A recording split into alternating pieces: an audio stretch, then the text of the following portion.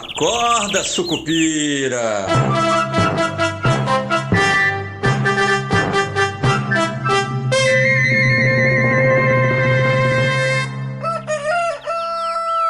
Bom dia, pessoal. Sejam todos muito bem-vindos, sejam todas muito bem-vindas. Esse é o nosso Acorda Sucupira. Eu sou Rodrigo Oliveira e hoje é sexta-feira, dia 17 de outubro. Sextou e sextou na sexta-feira meio amarga, né? Sexta-feira de aversão a risco, né? Lá nos Estados Unidos, histórias de fraudes em bancos menores têm preocupado o pessoal por lá, os mercados por lá, inclusive fez com que as bolsas virassem ontem, né, no fim do dia. É, o S&P 500 fechou em 0,63 de queda, Nasdaq fechou em 0,36 de queda, o ouro disparou mais uma vez, agora pela manhã disparando ainda um pouquinho mais, subindo um pouquinho mais, vai 0,12% de alta, 4.332 dólares a onça do ouro. Tenho falado sobre o ouro há muito tempo, quero desenvolver uma ideia que a gente vai conversar um pouco mais para frente, que eu acho que nós podemos ter pressões inflacionárias por todos os lados muito em breve, e aí o ativo seguro acaba sendo uma opção muito importante.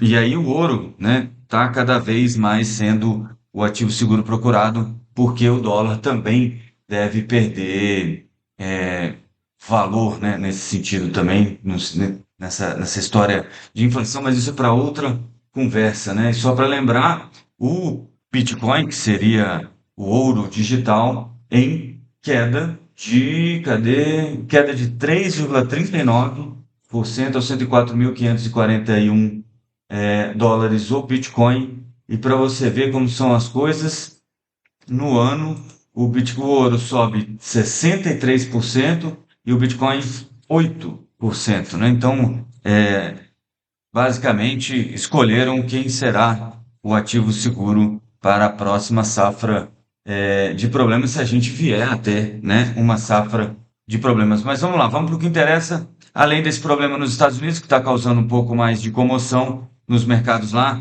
durante aí essa temporada de resultados e esperando o resultado aí das principais empresas do S&P 500, né, ou as mais significativas quando a gente fala de capitalização de mercado, né? Na semana que vem a gente tem 43% da capitalização de mercado dos Estados Unidos em um dia, basicamente, então, dos Estados Unidos não, do S&P 500 em um dia, com as grandes, Nvidia, Meta e outras por aí. Na semana que vem a gente fala um pouco mais sobre isso também, mas por aqui a gente está às voltas com os nossos próprios dilemas, né? A gente teve uma reunião reputada como boa pelos Estados Unidos e pelo Brasil, né? Mauro Vieira, nosso ministro de Relações Exteriores, se encontrou com o secretário de Estado norte-americano Marco Rubio e com o representante de comércio americano Jameson Greer, e tanto o Greer quanto o Mauro Vieira disseram que as conversas foram boas, mas foi uma conversa praticamente de apresentação, né?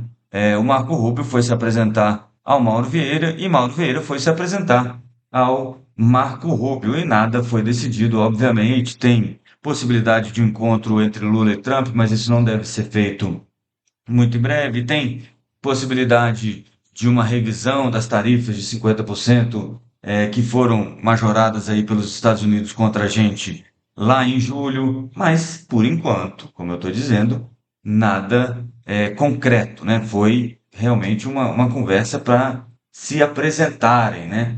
Entre os itens que devem estar na pauta de negociação, além das tarifas, né, para os Estados Unidos é importante aí a história das terras raras, né? E ontem a gente criou o Conselho Nacional de Política Mineral, que, né, vai ser encabeçado aí pelo ministro Alexandre Silveira, né, pelo Ministério de Minas e Energia, pelo menos, e isso vai tratar dessa política, como, né, como diz o nome ali, essa política dos minérios, né, das terras raras, que são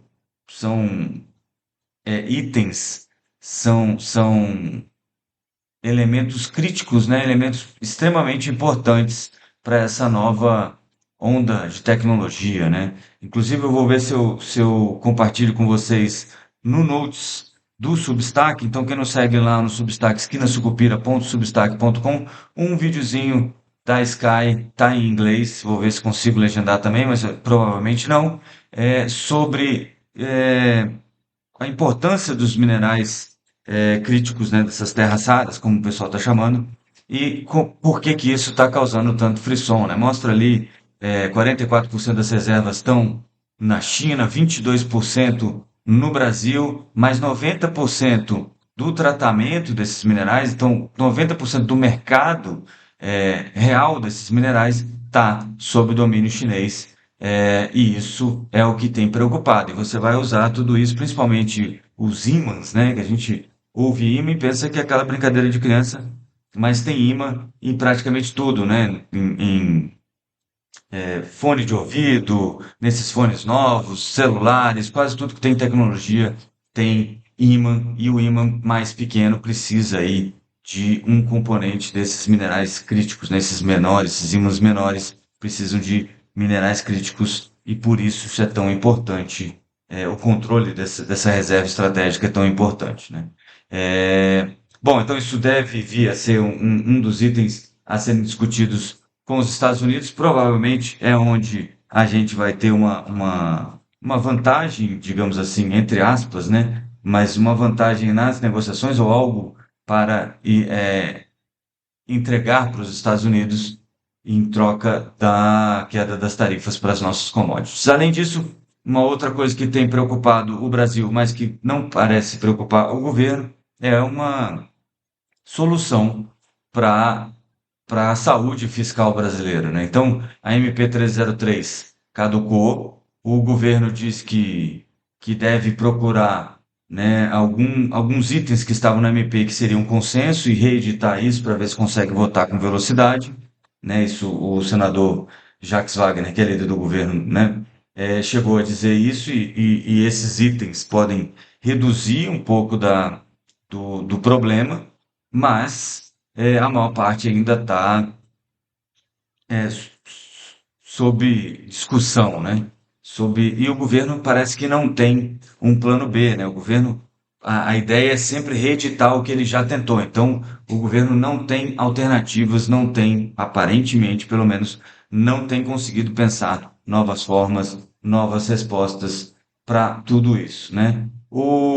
Além disso, uma aposta que parece ser a aposta corrente do governo seria o julgamento aí no STF, que deve acabar até a próxima sexta-feira, sobre a desoneração da folha de pagamentos, né? Encerrando então a desoneração da folha de pagamentos, o que poderia dar um alívio razoável aí no orçamento público, né? Na parte de receitas aí para o governo, mas ninguém sabe dizer exatamente para onde vai, embora o STF tenha sido muito amigável às demandas do executivo nos últimos anos, né? Basicamente desde que o presidente Lula assumiu aí o Palácio do Planalto. Beleza? Então é mais ou menos isso. Sexta-feira, essa deve ser uma sexta-feira que deve trazer preocupação e aversão a risco mesmo. Se você olhar aqui para os futuros de S&P e futuro de Nasdaq futuro caindo 1,16 e S&P futuro caindo 0,93. O VIX, que é o índice do medo, em 26,76. Não é um negócio ultra power plus, né? Já teve coisas muito piores no VIX, mas mesmo assim é um VIX importante, digamos assim, de certa forma, né? É importante notar que a volatilidade, que esse índice mede a volatilidade, né, chamado índice do medo, estava em 15% e agora está em 26%, né? Lá em abril, maio, quando começaram as tarifas, etc. e tal, isso chegou a bater 50%, mas 26% é o maior patamar do VIX desde o finalzinho de abril aí, quando o pessoal estava absorvendo as mudanças com as tarifas do Trump naquele dia 2 de abril, né, quando o Trump anunciou as tarifas, majorando aí tarifas contra praticamente o mundo inteiro. Então, estamos em um momento de volatilidade, né? Então, fiquem calmos, as coisas vão balançar, mas o avião não vai cair. É só a gente esperar um pouquinho e não precisa repensar nenhuma posição estratégica agora de investimento. Talvez a gente esteja próximo a uma mudança de patamar, não no sentido de corte de juros, isso deve continuar acontecendo. O pessoal começou a falar ontem, no fim do dia, eu vi a primeira notícia falando sobre aquilo que eu estou falando com vocês há uns 2 ou 3 dias, que já tem gente olhando para 3 cortes no Fed, né? 3 cortes de juros no Fed, o que ajudaria a gente a cortar juro, mas talvez a gente tenha aí um problema de estagflação, né? Os países não crescendo, mas a inflação subindo. Então, é basicamente isso, mas isso é uma conversa mais longa, talvez a gente trate aí na nossa live no YouTube, tá bom? Eu vou tentar soltar o vídeo da Sky que eu vi no LinkedIn, eu vou compartilhar lá no LinkedIn, mas vou colocar no Notes do Substack também. É um vídeo extremamente didático sobre terras raras, eu acho que vale a pena assistir. Eles são uns 10 minutinhos, mais ou menos, em inglês britânico, e eu acho que é uma aula bem resumida, é claro, mas o bastante para a gente entender o que está acontecendo nessa ideia aí das conversas sobre minerais críticos e terras raras e por que os Estados Unidos, né, e o Trump estão preocupados. Beleza? Eu vou ficando por aqui. Bons negócios a todos nessa sexta-feira. A gente se vê na semana que vem. Muitíssimo obrigado mais uma vez pela audiência, pela presença de vocês.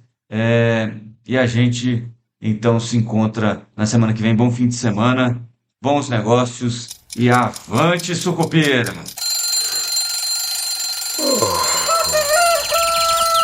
Acorda, sucupira!